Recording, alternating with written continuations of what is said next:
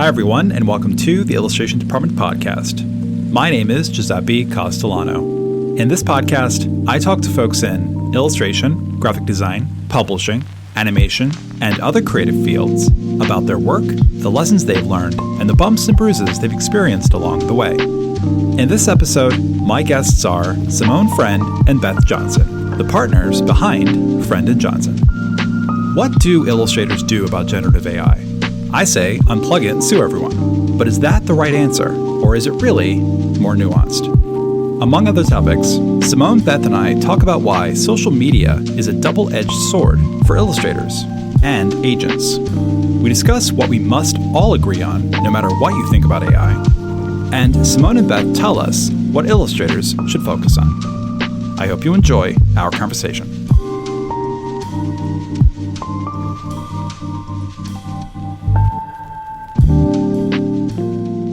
How long has Friend & Johnson been around?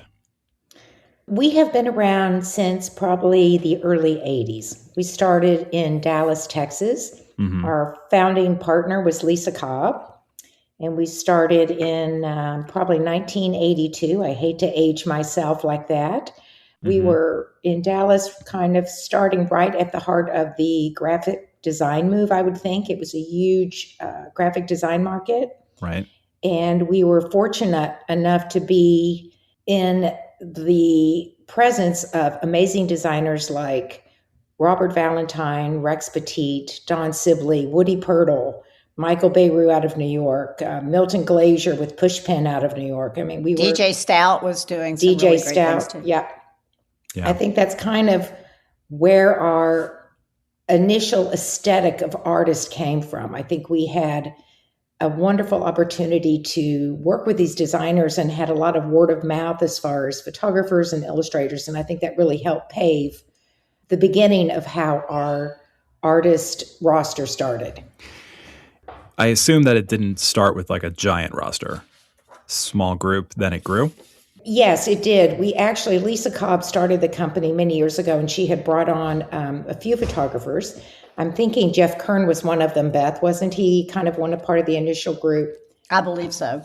Yeah. Tom Jeff Ryan. Kern and I think there was probably photographers. Yeah, like 4 or 5 photographers and maybe 5 or 6 illustrators. I mean, pretty equal. It was a very small group. Yeah. And then all local to Texas. Mm-hmm. All exactly, because nobody was out of state at that point. And then it was just Lisa and I for about a year. And then we started to get really, really busy. And Miss Beth came on with us. She and her lovely husband, Michael Johnson, was a photographer that we were very excited to rep. Right. And we were so grateful to have Beth come on because she had an amazing background in production and photography. And so that's kind of how the three of us started. Beth, or Miss Beth, should I say? No, not Miss Beth. That makes me sound like an old lady. That's kind of a southern way to say it. I don't want to be Grandma Beth yet. Everyone south of the Mason-Dixon line is going to roll their eyes. Well, although I am south of the Mason-Dixon line, so I do consider myself to be south. Although yes. I know everyone listening to this in Texas and Louisiana and Florida and Georgia, they're all rolling their eyes. So I guess I could say Miss Beth. I could also say bless your heart, but I will not. Absolutely, which is your backhanded way of saying, yeah, right, okay. Oh, bless your heart. Bless your heart. You're so misguided. So, Beth, in terms of illustration, did you have an understanding or a background of illustration before you were jumping into it? Or is that something that you learned as you repped? I definitely learned it. I had gone to school to be a photographer. I graduated with a degree focused in commercial photography, had assisted in New York for a couple of years, and had been fully immersed in photography and all of that, ending up with doing production, which I really enjoyed. So no, Lisa and Simone had to school me in illustration, had to learn along the way. And it was fascinating. I loved it. I loved the whole time I was, involved with photography, that was my focus. It was like, photography 24/7. Right. But Lisa and Simone just really opened my eyes to illustration and how powerful it can be. And I just love illustrators. They're just the most interesting people. That they are. Yeah. What kinds of clients were you working with in the early years throughout the 80s? Well, we did a lot of retail at that point in annual reports. I mean, annual reports were kind of the big thing then. We were working with Neiman Marcus. They were all probably Southwest-based, Texas-based companies.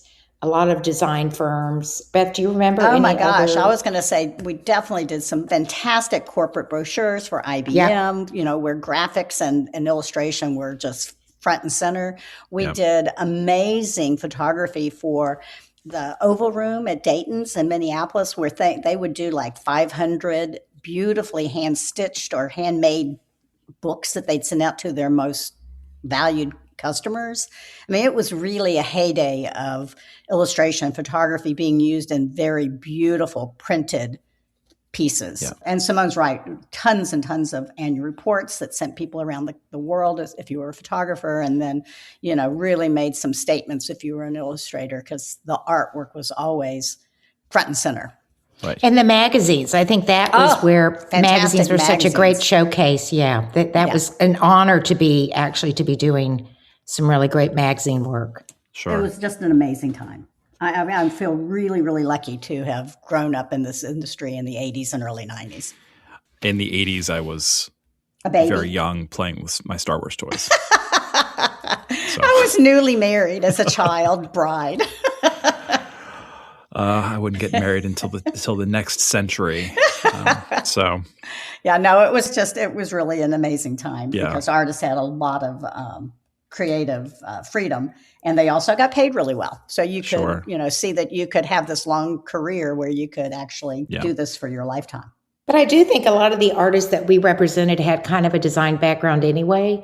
And like you said, I think that they were given that opportunity to conceptualize. It wasn't at a point where you were given a layout and you had to follow it. Yeah. When we first started, the creatives that these artists were working with were such great collaborators that they really allowed the artists to do what they were supposed to be doing and why they hired them. And that I feel like is unfortunately is kind of a lost, I was going to say lost cause these days. But we, like Beth said, we were very lucky to grow up in a time where everything was a little more freeing and creative. And anyway. Yeah, I remember clearly at a certain point, a car company, I can't remember which one, used fashion photographer Peggy Sirota to shoot their campaign, which had never been heard of before. It was always, car-focused, car specialty photographers that did car photos. Right. But at this point, everybody was trying to let's use a car photographer to shoot fashion. It was really, creators were really trying to shake it up. And that was exciting, I think, for artists that were in the commercial field at that point. You didn't have email. You didn't have social media. You barely had FedEx. How did you get your work out to these clients? We had our legs. We had our cars. Okay. We actually saw people. That's what we used to do. We'd pick up the phone and call. I don't know what you mean. What is that? What is that? We would actually go see people. And like Beth remembers, we would actually deliver the artwork. We would deliver the chromes. We would deliver, go to Tracy Locke and have a sleeve of chromes from a photography shoot. And it was just, that was the only way. It was truly a very one-on-one connection, which was wonderful. Yeah. Except if you're in New York, then you had those wonderful messengers that would come and pick stuff up and deliver things all the time. Yeah. Not in Dallas. That was very not a delivery service kind of city.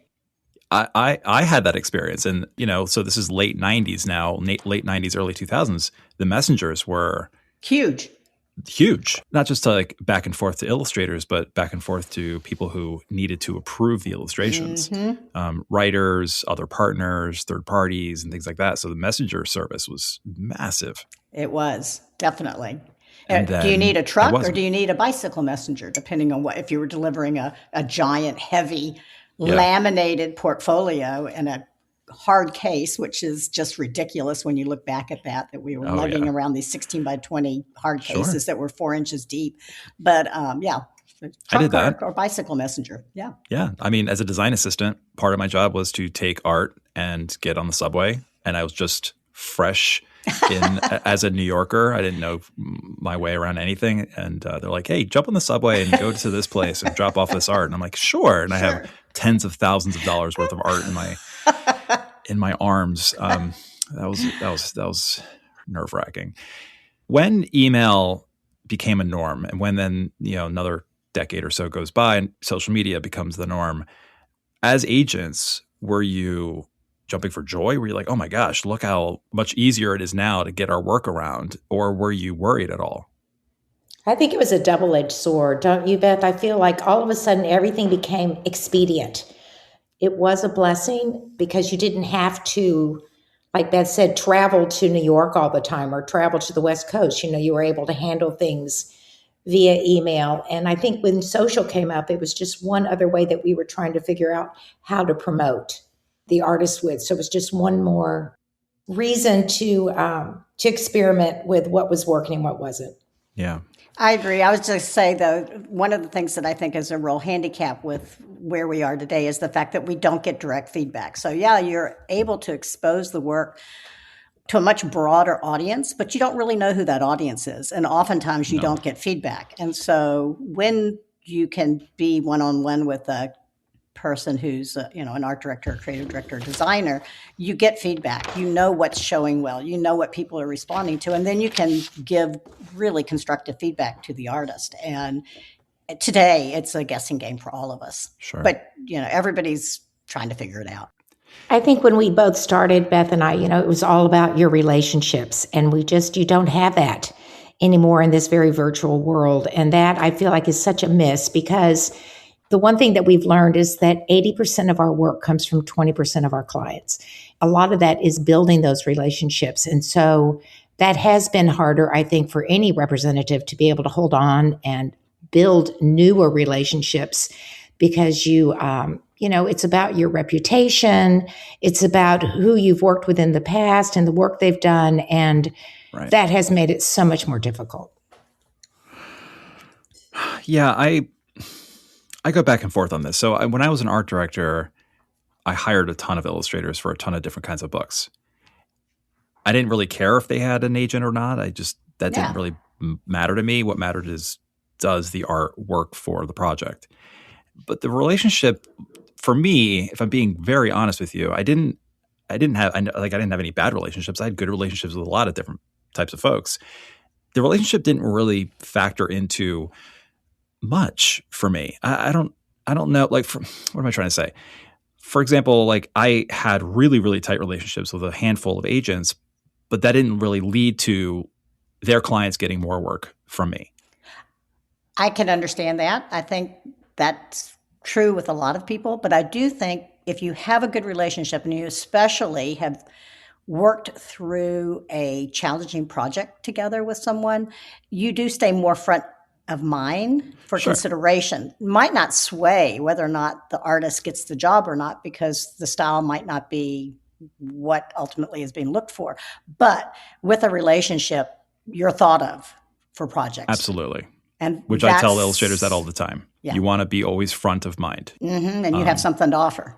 Yeah. I wanted to add one really quick thing too about the, like what Beth had just said. I think that when you are working with a representative and that you do have a relationship, there is a trust there, and that you know that the quality of work is going to be maintained, that the trust is there, that this artist that this group is representing is a professional, that they've worked with you in the past, and they know that they're not going to get somebody that doesn't know what they're doing. I mean, it's a little more than that. I think when you are an artist representative, your goal is to make sure that everyone that you represent is going to be 100% proficient and honest and follow through and know what they're doing. Yeah. When social media came around, as an art director, I remember worrying a little bit, or I remember thinking, gosh, I have access to every illustrator who has a social media platform of some kind. At the time, it was Twitter.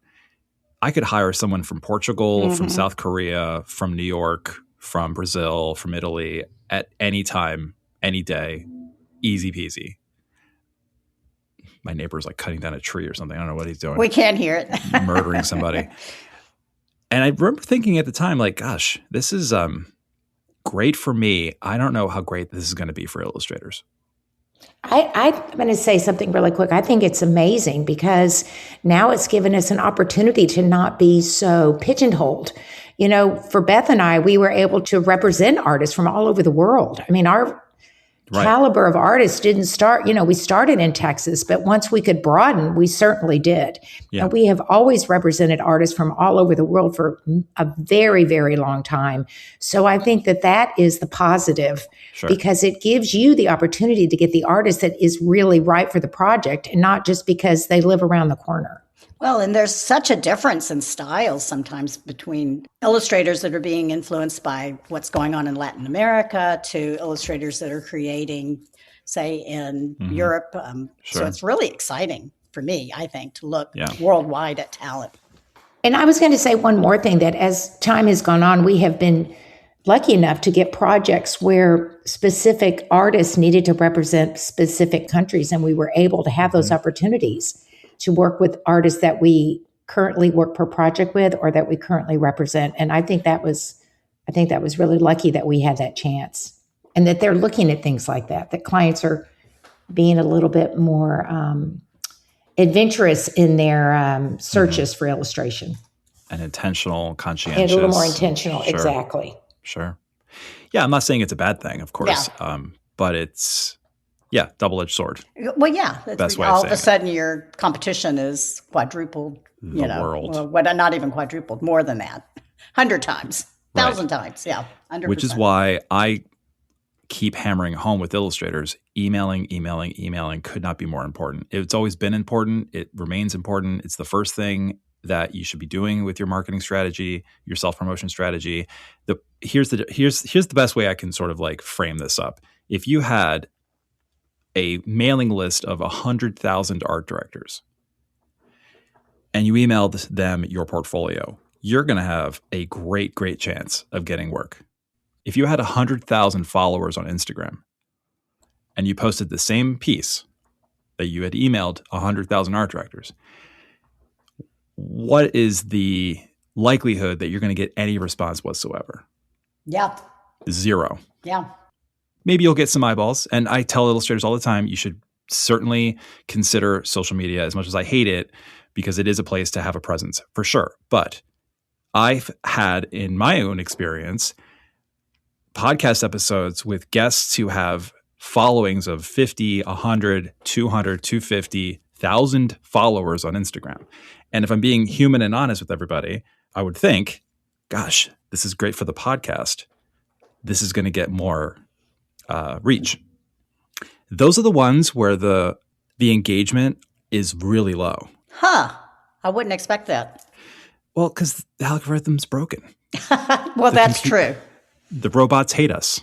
And I think it's watered down, unfortunately. I think that Instagram and all those platforms were so popular years ago, but now, like anything, it's inundated and it's watered down. And so I think everyone's trying to figure out what the next magic apple is going to be. And but consistency, like you just said it, being consistent with specific people that you want to be working for, I think is the best solution. And making sure that what you're sending them is the best quality. It's quality, not quantity. So if it's one amazing image that you send every 6 weeks that to 25 people, I think that's going to be better than trying to hit 10,000 people with, Yeah, you can say it. Yeah. With crappy work. Yeah, exactly. Or uninspired work, Yeah. That's and a to be nicer consistent. Right. And exactly. to be consistent with and when you hit something a little bit smaller, it's more attainable. You're not so overwhelmed. I mean, I know for Beth and I, even we have our list of clients that our artists want to be working with. And, we've got our, every Monday we go through and we're like, who am I going to hit this week? But again, it's just, you do get discouraged because like Beth said, you don't always hear back. And illustrators need to know that when they're emailing, that it's not for naught if you hear nothing, because you most likely will hear nothing. But when the time is right, or if your work is appropriate and that person really is responding to it, you will ultimately, if you stay consistent. You just can't harass them to death, so you have to pace it reasonably. Right. And like Simone said, it better be work that's worth showing. And I was going to say one last thing, which is so important, is that you need to know your audience.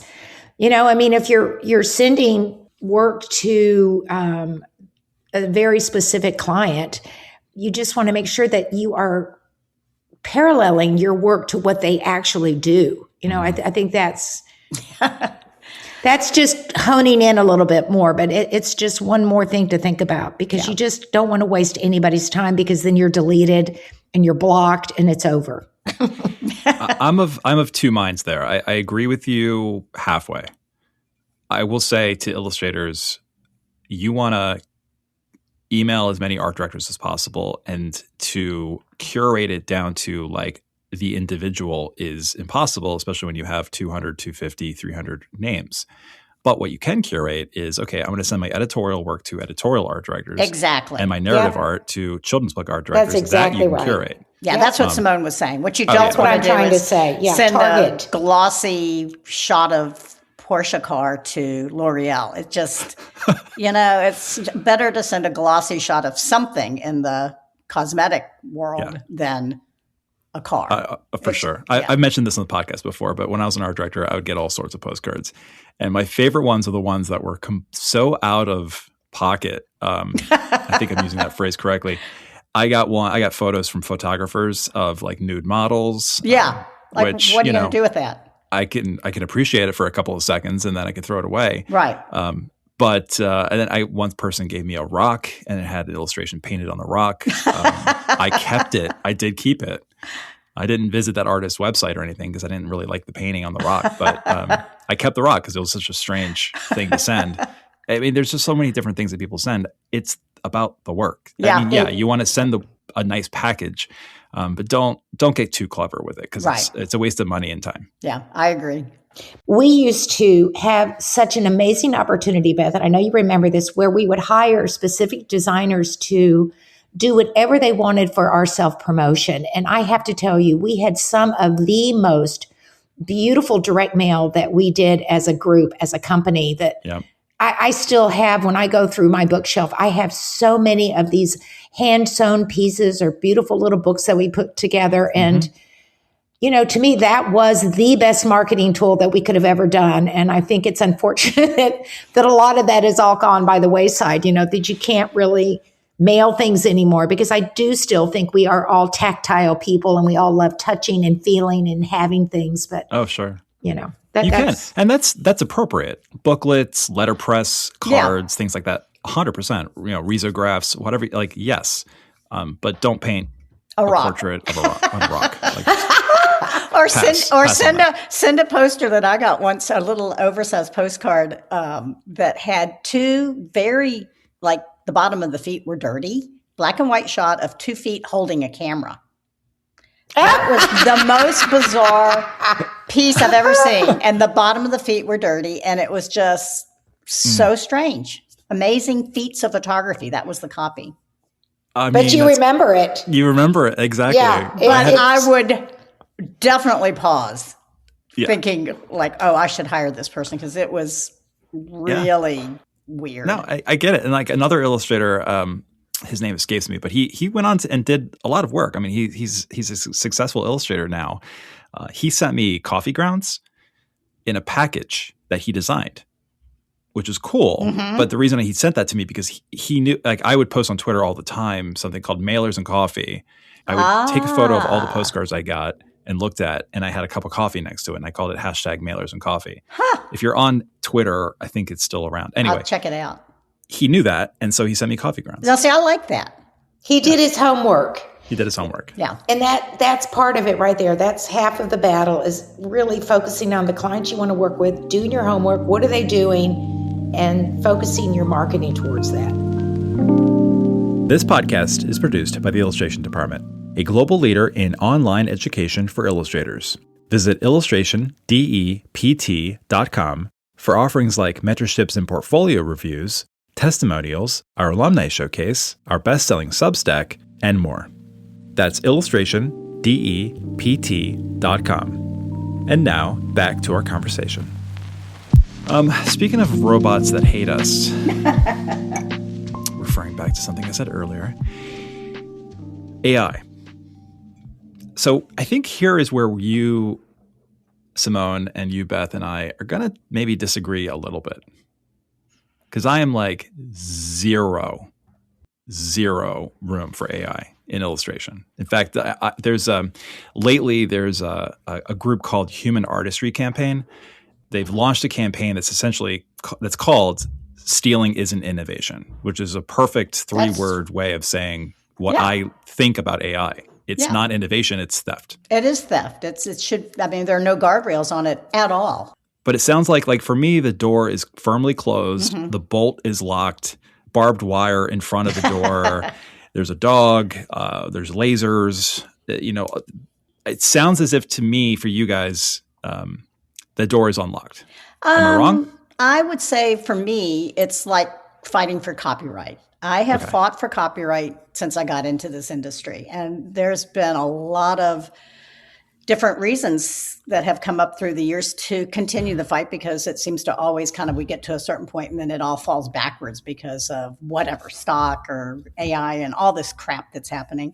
Yep. Fighting for protection of human-made art is front and center for me. So AI is problematic in a big way. However, with that said, I don't see that it's going away anytime soon. I just see it coming at us like a friggin' freight train. And I don't know what logically we can do. The Artist Management Association is banding together as a trade organization, raising money from its members to hire lawyers to help lobby, to help go after getting some sort of protections for us. Right. But we're so tiny. We're like little tiny David against the Goliath of the corporations that are standing to make gazillions from it. Yeah. We do have one artist, and Beth, maybe there's been a few more at this point, but I know we do have one artist that actually does incorporate AI in his illustrations. And I know it seems like a few people are trying to start doing that, but I agree with Beth. It does feel extremely overwhelming. And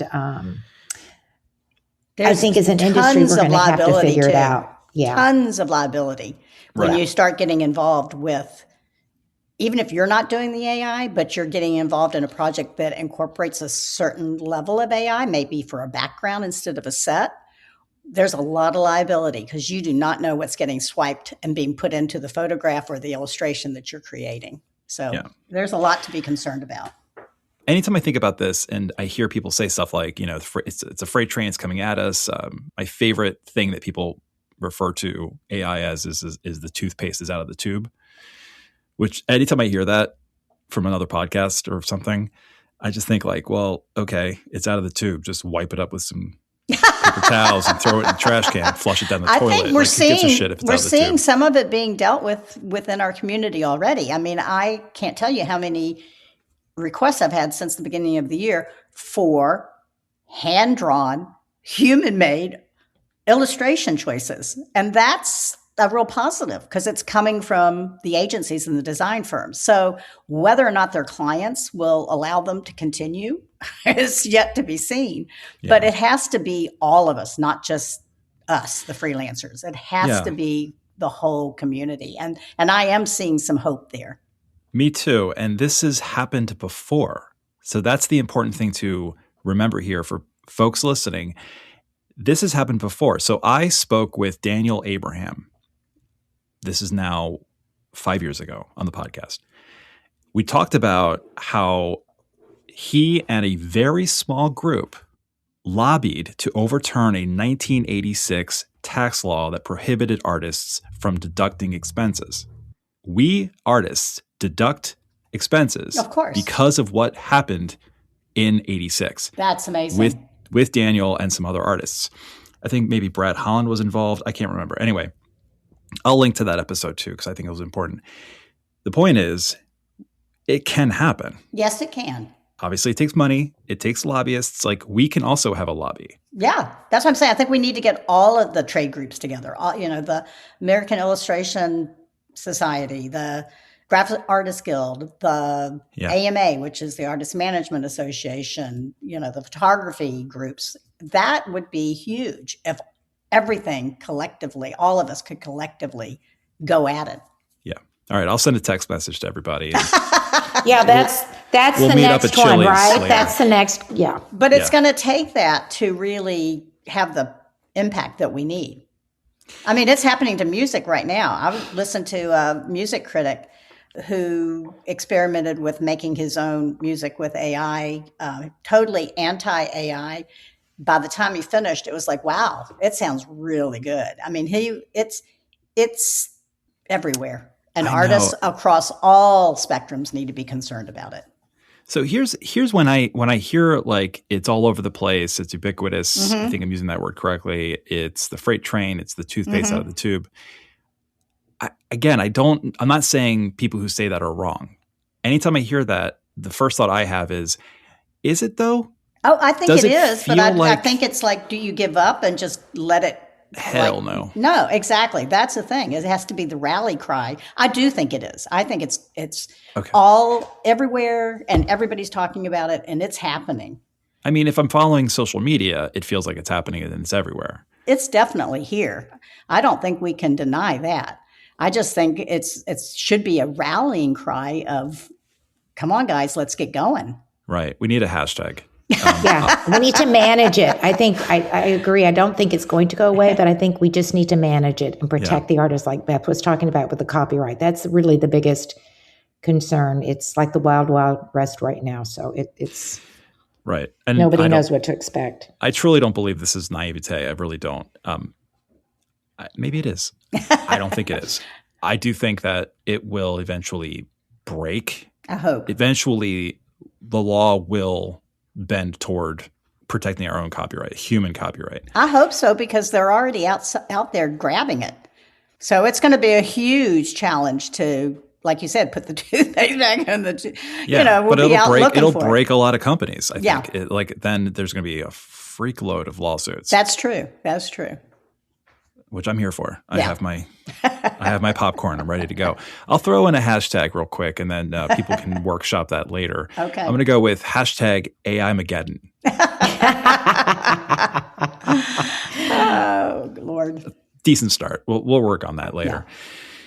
Okay, so I'm an illustrator, and I'm listening to us jibber jabber about AI-mageddon. I'm thinking, well, what the frick do I do? I listened to this episode where these agents are saying, well, shoot, AI is coming. It's affecting stuff. What does anyone take away from this? I don't know. I don't think we can throw in the towel. I think we have to stay true to what our goal is in life. If you are an artist and you want to work a sketchbook style, or if you want to work in vector, I don't know that you can rearrange what you're doing to accommodate AI. I have always believed that you have to stay true to what you feel in your soul is what makes you happy. And I think you have to be aware of what's going on. But I don't think you should close your suitcase and run for the hills. I mean, we've all had so many changes over the last 25, 30 years. I think we've just have to learn to adapt. What has happened along the way with the pond, the pond of available and creative people that you can hire to partner with is huge, like we've just talked about, because of social media. That made everybody's pond, what we were used to working with, it became much smaller because you were sharing it with artists worldwide. The same thing happened when stock became really popular, however many years ago. It feels like 100 years ago, maybe, what was it, 20 or so? 30. 30? Okay. 30. Anyway, whatever. That also took a chunk out of everybody's pie. And then once everything went online and we weren't doing those beautiful brochures and the album covers, another chunk came out of the pie. Yeah. So I think I would like to say, now the pie's going to get bigger again because nobody's going to want to use AI. I think it's going to be similar. I think we're all going to have to adjust to, again, a bit smaller slice that we're going after. But you better be good. You better be focused. You better be consistent. I mean, it is a professional commitment when you decide you want to make your living as a commercial artist. Yeah. So you got to put all that work in. I think the biggest takeaway, too, is that you have to give these agencies and creatives a reason. Why would they hire you? I mean, what sets you apart from everybody else? And I think that's what I was trying to say about staying true to your style and your vision and trying to stay ahead of the curve and not chasing the curve. Mm-hmm. I think that just ups your opportunity as an artist to be hired.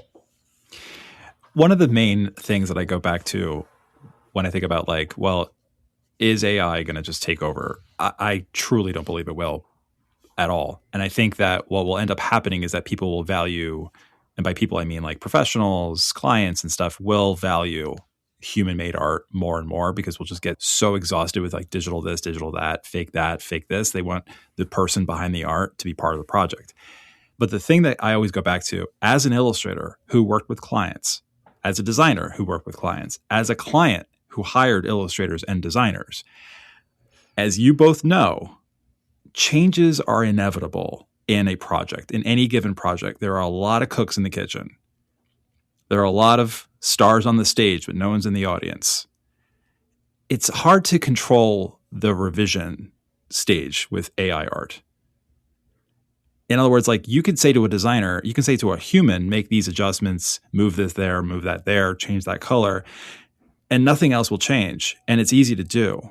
Whereas with AI, it's not. And as in any industry who works with illustrators, there are a lot of revisions. There are a lot of people who have different opinions, especially toward the end of the project.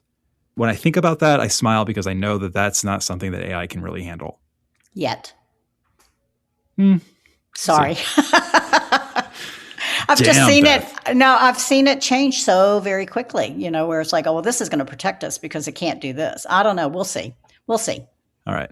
It's one of those things. I can't look in the crystal ball and really understand where we're going to be. I just know it's here and it's something that we need to deal with. Right. But everything in art is cyclical. I mean, I think that like you had just said, Beth, about the people looking more for that more human approach to illustration. I think that we felt that when vector was so strong and everything was flat and very stylized. And then it just switched over to things that much more traditional and hand-drawn. And I do think that might be a good thing for us with this AI, that I do feel like it can't do the human interpretation, which hopefully that will be a benefit.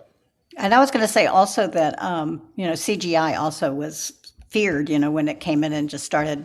Right. The auto companies thought, oh, wow, this is great. We're going to be able to create all our cars. We won't have to be flying a whole crew to, Patagonia to shoot. And that happened for a few years, but then it swung back. And of course, now CGI is included in, any number of projects, but it didn't take over like everybody expected it to do. I'm heartened by the fact that when a company like Coca-Cola uses, awesome. You know where I'm going with that. Uses AI for an ad and they get absolutely hammered. Mm-hmm. Was it McDonald's that did it too? Did McDonald's do it as well? I think just recently this Christmas, and Skechers did it. They got had hammered. to pull it. Yeah, they pulled it. Yeah. As much as AI CEOs and whatnot go online and podcasts and stuff and say how much we want this, the audience, the public does not want this. Mm-hmm. We don't want it. And companies don't want it. Publishing companies have provisions in their contracts that says you cannot use AI for your art. Yep, it sure does. Competitions say we do not allow AI. Comic-Con, I think it was New York or maybe San Diego Comic-Con, allowed AI art until artists said, fuck that. Yeah. They rescinded. They, what's the phrase? Walked back that rule. So now they don't allow AI. See what I'm saying? So I think what can we do? We can continue to be loud. We can continue to say stuff like what we're saying today. I will absolutely continue to just hammer AI and be a little less kind about it with artists and illustrators who say like, well, I mean, it's okay. It's like, it's kind of magical and stuff. Fuck that. Well, I was going to say too, and we are also talking, I mean, even with the pushback against McDonald's and Coca-Cola, I'm not so sure that was like the general public. I think the general public that's out there buying a Coke probably didn't give it a second thought. It really is, in my opinion, people within the fine art, the commercial art, the creative arts speaking up loudly. Because I really hate to say this, unless we do all speak up super loudly, a lot of the general public just doesn't pay attention, and they don't care. They don't care if that. I don't think they know any better, Beth. That's what I'm saying. I honestly don't know that they can tell the difference. It's not a thing, pitchforks and and torches kind of thing like with us. Right. It's like this is coming after our industry. But the general public that's buying products, I really don't know that they know any different or have time to think about it because they're busy worrying about whatever's Right. Yeah. It's why I think that art appreciation should be a requirement in high school. Yeah, please. But there's no art at the high school where my kids went to school, which is heartbreaking. Oh gosh, thank God. I'm knocking on wood right now. The high school my kids go to is really into supporting the arts and music and stuff. Thank God. Well, let me take it back. They had a very robust theater department. Yeah. Other than that, not so much. They have art history at my high school. Fantastic. My kids' high That's school. awesome. Yeah. Oh, you think my kids take it? No. They're taking all the science and STEM courses because they know they have to have that. I just and they also offer Latin, which is crazy. It's a public school. I mean, Wow. Trust me, everybody. I don't make enough money to afford private schools.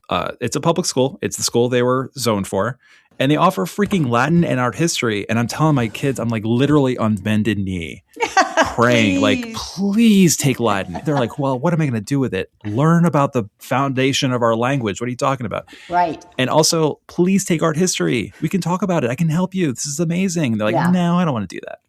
They want to take literally cupcake cooking or something. Anyway. Yeah. I mean, obviously, let's be real about AI, but also let's not unlock the door and open it completely and just let the thieves into our house. I think we can certainly I agree with you on that. push them 100%. back. And I will continue to do that. And I hope you guys do too. Always. Man, we didn't even talk about what do you guys look for in illustrators? We didn't talk about a lot of things that we could have discussed when I talk to agents.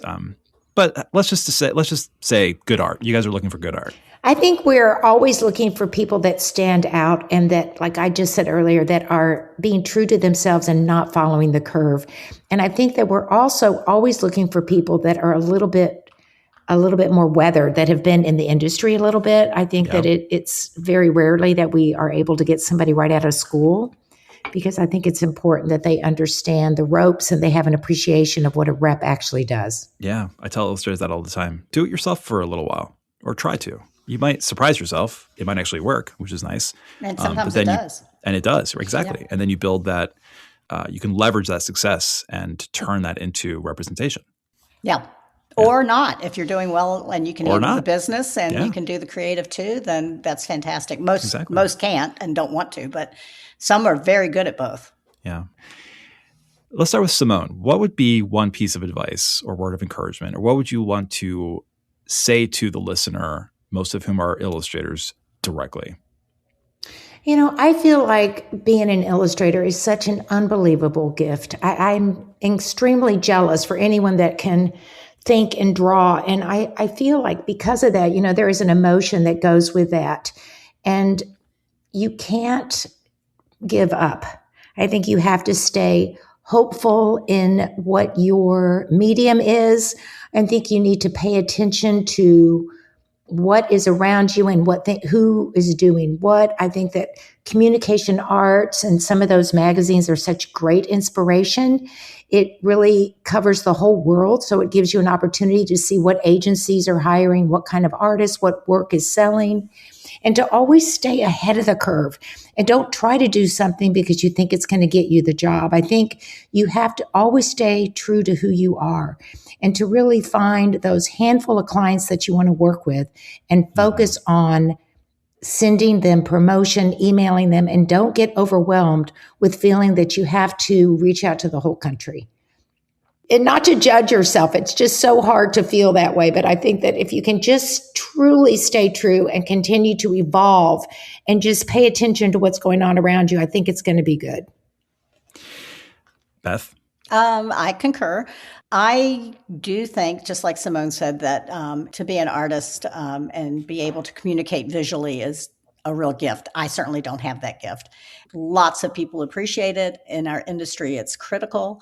I think we will continue to have space for that. Mm-hmm. But I do think that you have to put the work in. And not only do you have to put the work in as far as being consistent with getting your work in front of the right people and trying to stay positive through everything that goes on within the industry, but you have to stay creative. You can't just float by on what you have created successfully or had success with in the past. You have to continue to evolve. You have to continue to, like Simone said earlier, give people a reason to collaborate with you. And that, because you're an artist, means you better put some really interesting work out there.